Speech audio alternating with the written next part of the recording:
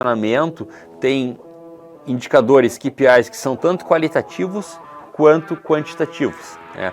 Tanto ligados à venda e a NPS, que são mais quantitativos, como ligados a brand sentiment, a brand awareness, consciência de marca. Olá aluno, olá aluna, tudo bem? Vamos falar um pouco hoje sobre KPIs de branding e posicionamento. E dentro dessa nossa jornada dos KPIs em branding e posicionamento, vamos entender primeiro o desafio que é medir branding e posicionamento, que nem sempre são fatores de percepção quantitativa, são algumas vezes qualitativos, né? Quais são os nossos principais KPIs em branding, quais são os nossos principais KPIs em posicionamento, né? E como aplicar esses KPIs de branding e posicionamento nas nossas estratégias, certo? Então, o desafio de medir branding e posicionamento, ele geralmente é bem grande, tá? Mas ele é muito fascinante, né? Branding, posicionamento, mas valor de marca é algo muito intangível, algumas vezes, né? Mas a percepção do valor da nossa marca e do nosso posicionamento no mercado nos dá uma clara visão de como é que a gente está, de fato, na mente dos consumidores, tá? Então, uma marca forte é uma marca que vai gerar confiança, que vai gerar lealdade, se o nosso negócio for relacional, tá? E obviamente ela vai gerar resultado financeiro, tá? Só que para medir essa força de marca, precisa de alguns instrumentos específicos, que é o que a gente vai ver aqui. Tá? Os dados que a gente precisa buscar, como a gente aplica esses KPIs na nossa estratégia de branding, para os objetivos da empresa. Portanto, assim, medir branding muitas vezes é diferente já de medir performance. Esse é o ponto número 1 que a gente tem que olhar, tá? Porque no digital, como a gente viu, eu tenho como medir quantitativamente cliques, conversões, custo por aquisição, custo por lead. Agora, como é que eu vou medir quantitativamente ou até qualitativamente fatores que são mais subjetivos, que são mais emocionais, que envolvem percepções? Ainda assim, existem métodos interessantes que nos cercam dessa visão para a gente poder, de fato, fazer essas medições, tá? Porque, claro que a gente precisa ter um instrumento, a gente precisa ter o Waze também ligado ao branding, né? Poder entender, dizer, buscar insights e percepções de como é que eu estou desempenhando como marca. Saber essa marca está melhor do que a outra, é mais bem percebida, é menos percebida. Ou seja, a gente sabe que a venda ali no final é o fator, é um dos fatores concretizadores, talvez o fator concreto, inclusive, do nosso desempenho de marca, mas a gente não pode esquecer que marca a gente olha em longo prazo, tá? Não só no curto e não só no médio, mas também no longo prazo. A gente está buscando longevidade, certo? Então, um bom branding não é só ser reconhecido, nem ser lembrado, mas ser lembrado da maneira correta. Tá? E uma marca bem posicionada atrai clientes, retém talentos, aumenta o valor percebido do seu produto. Tá? Quando a gente fala em posicionamento, a gente está buscando justamente isso, né? De que maneira eu quero ser percebido. Tá? Existe a estratégia, né? A maneira com a qual eu quero ser percebido, perfeito. Tá? E existe a percepção de fato e o mix de marketing nos ajudando a cravar uma percepção, né? A melhorar essa percepção. Então, obviamente, a mensagem que eu passo, o tom da minha propaganda, e a gente vai falar depois, na aula seguinte, de campanhas digitais, tá? E depois de Customer Journey. O tom que eu uso, a mensagem que eu vou passar, a frequência, tudo isso impacta na percepção que eu quero gerar. E, obviamente, eu preciso saber realmente medir isso. Tá? Então, quando a gente pensa em Coca-Cola, por exemplo, a gente associa Coca com felicidade, com momentos bons, compartilhados. Esse é o branding que a Coca criou por trás da sua marca, que levou anos para ser criado, que faz com que essa marca tenha um valor de uma lembrança tão grande, que hoje, se Coca-Cola, por exemplo, parasse de fazer propaganda, ela continuaria sendo consumida por muitos e muitos anos, talvez por mais de uma geração, mas ela iria perdendo ao longo do tempo o seu valor de marca. Então, construir marca nos mostra que isso é algo duradouro, né? Quando a gente constrói uma marca e esse ativo que a gente construiu, ele é muito bem gerenciado e busca e gera uma lembrança interessante, a gente tende a ter esse ativo persistindo ao longo do tempo. E a gente tende a ter também esse ativo como sendo de fato um ativo. Porque às vezes a gente tem marcas demais e marcas demais com percepções não tão boas já não são mais ativos. A gente pode às vezes achar que tem um ativo, mas tem de fato um passivo na nossa mão. E o que nos ajuda a medir, a entender se temos de fato um ativo ou se temos um passivo nas nossas mãos? Então, existem alguns KPIs interessantes de a gente olhar no branding. O primeiro deles é o Brand Awareness, né, ou conhecimento de marca, que mede o quão conhecida a nossa marca é ou está em determinado mercado.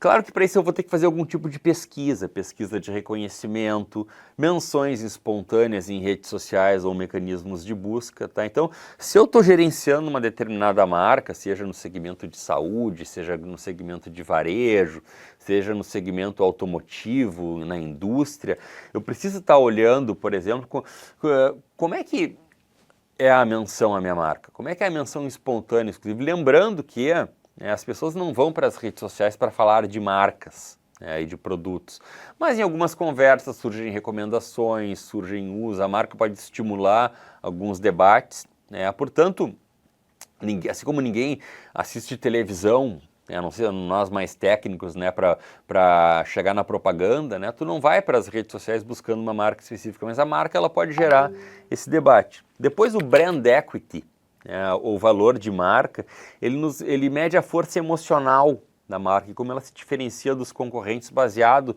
nessa emoção que a gente gera. Então, os indicadores de brand equity são muitas vezes índices de fidelidade, preferência de marca, percepções qualitativas dos consumidores. Eu posso colocar uma marca frente a outra e traçar um quadro de preferência. Eu posso, em pesquisas ligadas a determinada marca, fazer também uma avaliação de preferência. Posso testar qualitativamente, pensando, quando você vai ao supermercado, quais são as 3 principais marcas de detergente que você pensa. Aí eu posso entender como é que é o consumo de determinado produto. Eu posso olhar, por exemplo, na compra de arroz, se o cliente compra uma marca específica de arroz ou se ele tem 2 ou 3 marcas, ele alterna. Ou às vezes, quando se compra um produto em mais quantidade, como sabonete, por exemplo, que tu vai e compra 3, 4 barras, às vezes, dependendo do tamanho da tua casa, da tua economia doméstica, a pessoa compra sempre uma marca específica ou ela varia e tem uma quantidade comprada ali específica de marca. Então isso me ajuda a entender a minha percepção com relação a referências de outros concorrentes. Existe uma métrica de branding também bem interessante, que é a Share of Voice, que a gente pode traduzir por participação na voz, que mede o espaço que a minha marca ocupa em relação a concorrentes num mercado ou canal específico. Então eu posso, por exemplo, fazer uma análise de clipping, ou fazer uma análise de gôndola de supermercado, ou fazer uma análise de presença até em ponto de venda.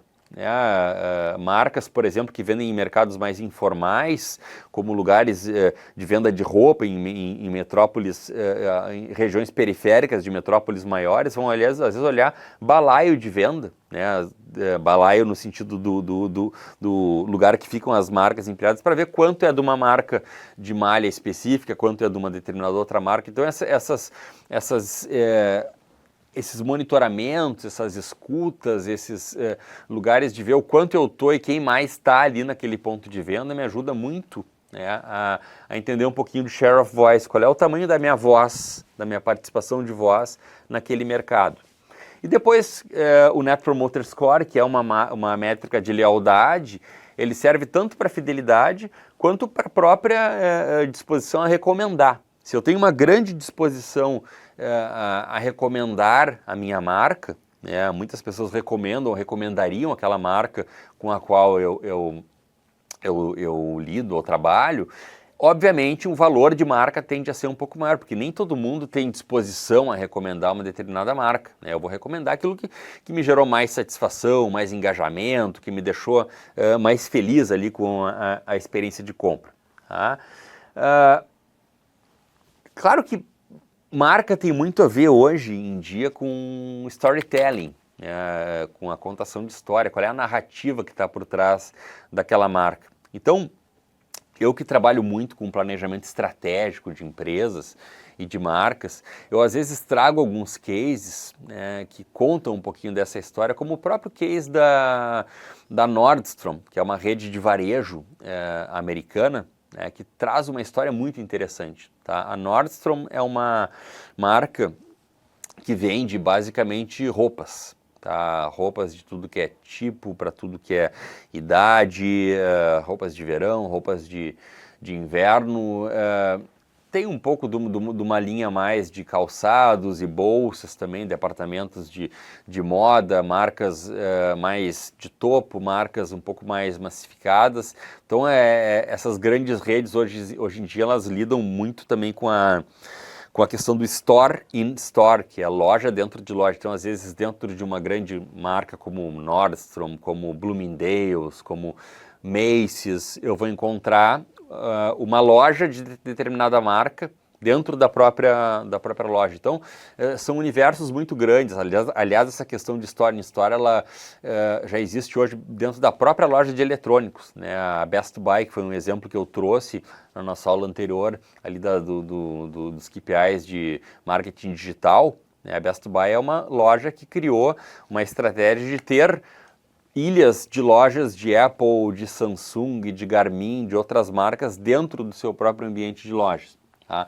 Mas a força de uma marca como a Nordstrom, ela é tão interessante porque ela fala muito de uma criação de cultura, e cultura, embora seja um KPI difícil de medir por ser também subjetivo, como brand equity, como brand awareness, que é a consciência de marca, a cultura é um KPI que ela é muito estratégica porque ela direciona muito o valor da marca. Se brinca, né, e se diz muitas vezes que a cultura come a estratégia no café da manhã. Quer dizer, porque não basta tu ter uma estratégia muito boa para ser executada, se a tua cultura não está adequada, a tua estratégia não vai perseverar, não vai ser bem recebida.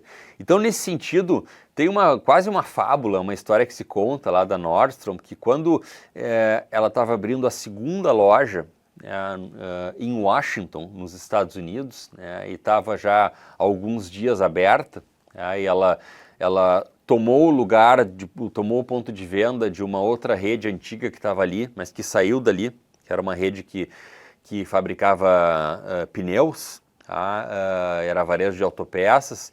Então ela estava lá, um dia lá estava o vendedor trabalhando na loja e entra dentro da loja um cliente com um pneu embaixo de cada braço aqui.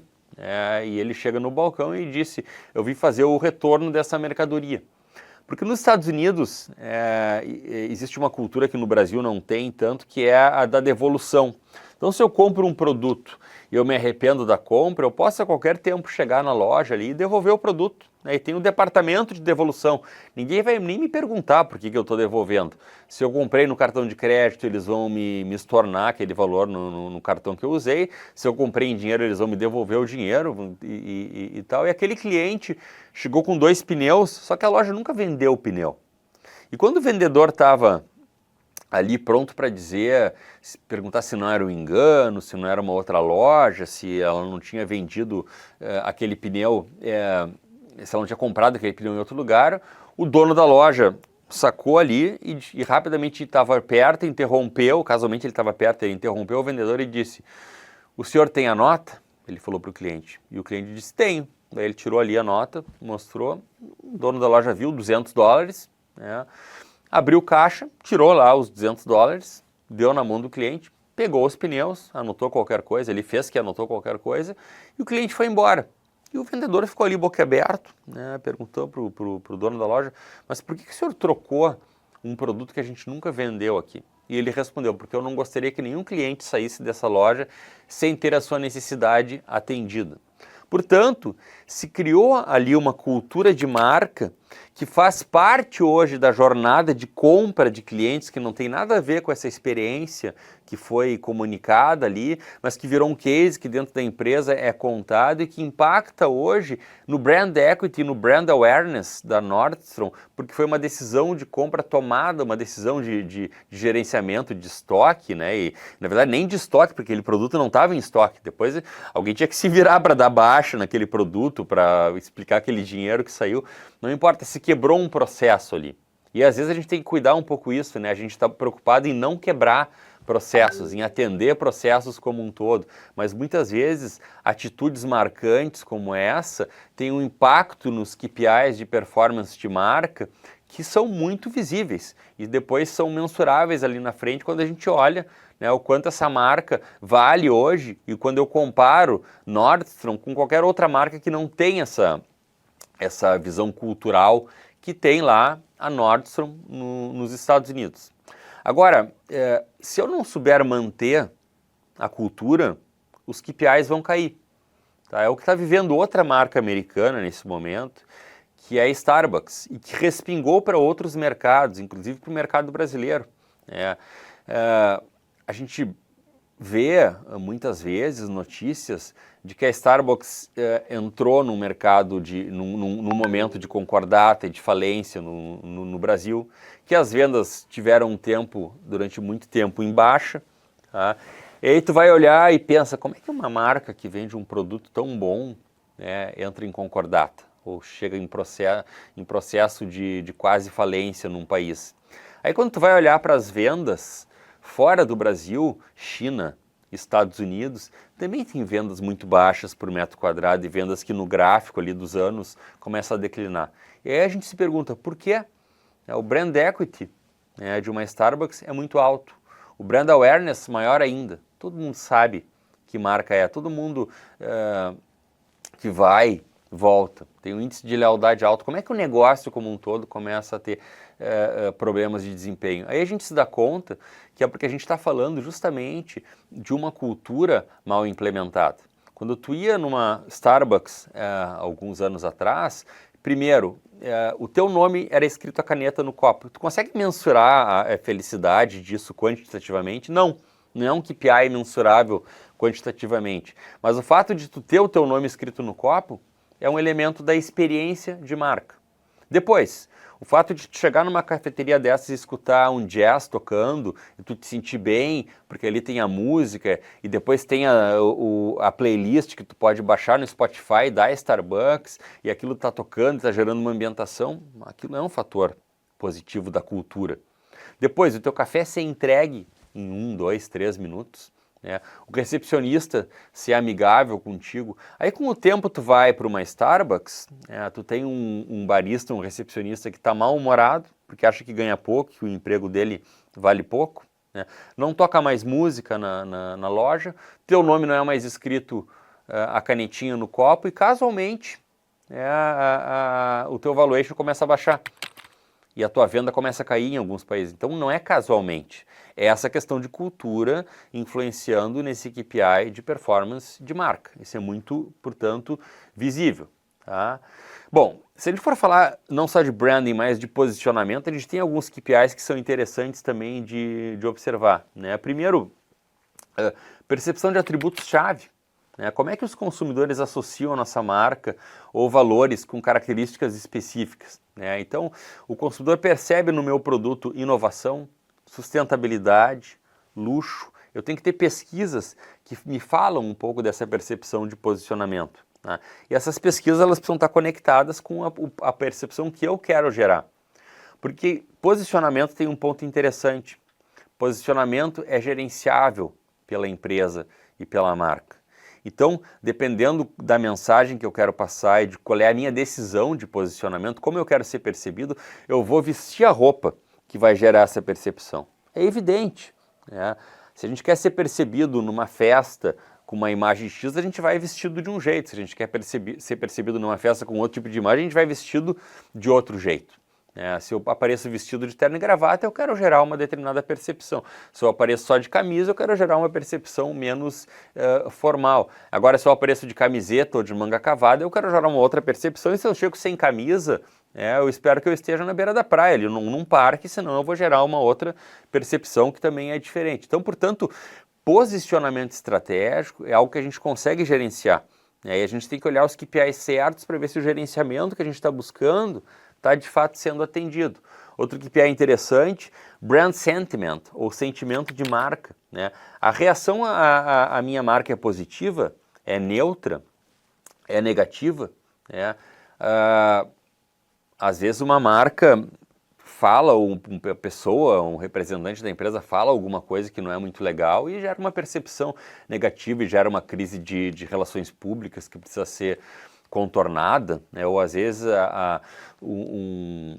alguém da marca em outro país dá uma opinião, por exemplo, o Carrefour já falou mal uma vez do agro brasileiro e o agro se voltou contra o Carrefour e as vendas do Carrefour no Brasil caíram, porque o agro fez lá um boicote. Então a gente precisa avaliar se a opinião da nossa marca também está neutra, está positiva ou está negativa, lembrando que a gente também tem o poder de direcionar essa opinião, essas opiniões. Tá? O grau de reputação, o score de reputação, que a gente chama de Reputation Score, ele avalia, nesse caso, qual é a minha reputação, especialmente em mercados mais sensíveis, como finança ou como saúde. Tá? Então eu preciso ter um grau de avaliação da minha reputação. O banco geralmente olha muito para isso, o hospital olha também para esses indicadores, fazendo análises de mídia, de índices específicos. Então, às vezes eu vou olhar para uma série de publicações, se a minha marca está em evidência na mídia ou não está, de maneira positiva, de maneira negativa. E para isso, aluna, dentro da empresa, é interessante que exista uma área de monitoramento ou de inteligência de mercado. Porque a gente não pode esperar que essas informações cheguem naturalmente de quem está na ponta lá no mercado. Óbvio que vendedores têm um papel, que podem nos dar retornos sobre o nosso desempenho de marca, positivos ou não tão positivos, mas se eu me basear simplesmente na inferência do campo e não fizer uma pesquisa específica, uma análise específica que me conduza para a inteligência de mercado e que me faça uma ligação dessa inteligência com métricas que são às vezes KPIs de produtos, como venda de produto específico, como matriz BCG, que me mostra lá se um produto ou um negócio é vaca leiteira, ou é um abacaxi, ou é um gerador de caixa. Eu tenho que olhar isso ao longo do tempo também para ver ciclo de vida. Então, portanto, é interessante que a gente tenha dentro das nossas empresas essa área de inteligência de mercado que meça para nós esses KPIs de marcas. Tá? Me lembro muito de um caso muito emblemático também, de quando a Chevrolet, ou General Motors, construiu uma fábrica no estado do Rio Grande do Sul, que é onde eu vivo, isso lá nos anos 2000, e casualmente tu tinha a Chevrolet não sendo líder de mercado. E por que isso era algo diferente ou algo a se observar? Porque em todos os estados do Brasil onde montadoras estavam com sede, elas eram líderes de mercado. Então a Fiat sempre foi líder em Minas Gerais, quando tinha a fábrica em Betim. Outras empresas, a Ford era líder na Bahia, mas a Chevrolet não era líder lá no Rio Grande do Sul. E por quê? Aí foi se avaliar todo o processo de construção de marca, de comunicação, o que tinha faltado talvez na comunicação de entrada da marca no estado, qual era o sentimento associado à marca. Aí quando foi se ver o brand sentiment, as pesquisas de reputação e de sentimento de marca, mostraram que existia uma percepção negativa muito ligada a polos políticos, politização, extremos. Então, porque existia um determinado governador do estado do Rio Grande do Sul que deu as boas-vindas para General Motors, depois esse governador perdeu as eleições para outro que não quis que a Ford viesse para o Rio Grande do Sul, porque não assinou lá nos termos que a Ford queria, não deu isenção de impostos, a Ford foi para a Bahia, então ficou aquele debate, você é o governador que tirou a Ford do Rio Grande do Sul, eu sou o governador que trouxe a General Motors para o Rio Grande do Sul, e a marca marca ela ficou muito em polos políticos invertidos e ela nunca conseguiu passar uma imagem de receptividade, de empatia com o público no Rio Grande do Sul, que é um público bem exigente. Aí se criou, a partir disso, uma campanha que era Gaúcho, conte comigo. O slogan de posicionamento da Chevrolet era Chevrolet, conte comigo. E o Chevrolet, conte comigo, nas avaliações de KPIs de posicionamento, que para a marca queria passar a imagem de assistência, queria passar a imagem de confiança, queria passar a imagem de solidariedade, passava, por incrível que pareça, uma imagem de prepotência, uma imagem de arrogância, uma imagem de conte comigo, por quê? Porque você está em todo lugar e vai poder me atender e faturar uma grana na assistência do meu carro. Olha que interessante, um misconception de percepção, né? Então a marca reviu seu posicionamento e criou a campanha Gaúcho, conte comigo, onde ela provocou uma empatia ao tirar o Chevrolet, conte comigo, e botar Gaúcho, conte comigo. Ela botou o Gaúcho no seu próprio lugar, ou se colocou no lugar da pessoa lá do Rio Grande do Sul, e simplesmente esse movimento, aliado a patrocínios de times de futebol, a mensagens mais ligadas à valorização do Rio Grande do Sul, trouxe a GM em 2 meses e a Chevrolet como líderes daquele mercado. Então olha que interessante, né? Uma campanha ter um posicionamento inteiro baseado num KPI, num indicador de brand sentiment que estava ligado a fatores que a marca não gostaria de estar ligando, que tivessem ligados. Tá? Então, para aplicar de fato esses KPIs, a nossa estratégia de branding e posicionamento, a gente tem que olhar se eles estão alinhados também aos objetivos de marca na nossa empresa. A gente quer ser conhecido como? A gente quer que o nosso posicionamento fale de fato qual mensagem, qual língua, como é que o meu atributo-chave está sendo percebido. Né? Então a gente precisa para isso mensurar a nossa comunicação, ter alguns benchmarks, né? Usar alguns dados complementares, combinar métricas qualitativas com métricas quantitativas, monitorar continuamente, saber que a nossa percepção de marca hoje pode não ser a mesma de ontem, certamente não vai ser a mesma de amanhã, tá? Mas em resumo, a gente precisa entender como a gente entendeu hoje, que branding e posicionamento tem indicadores, KPIs, que são tanto qualitativos quanto quantitativos, né? Tanto ligados à venda e à NPS, que são mais quantitativos, como ligados a brand sentiment, a brand awareness, consciência de marca.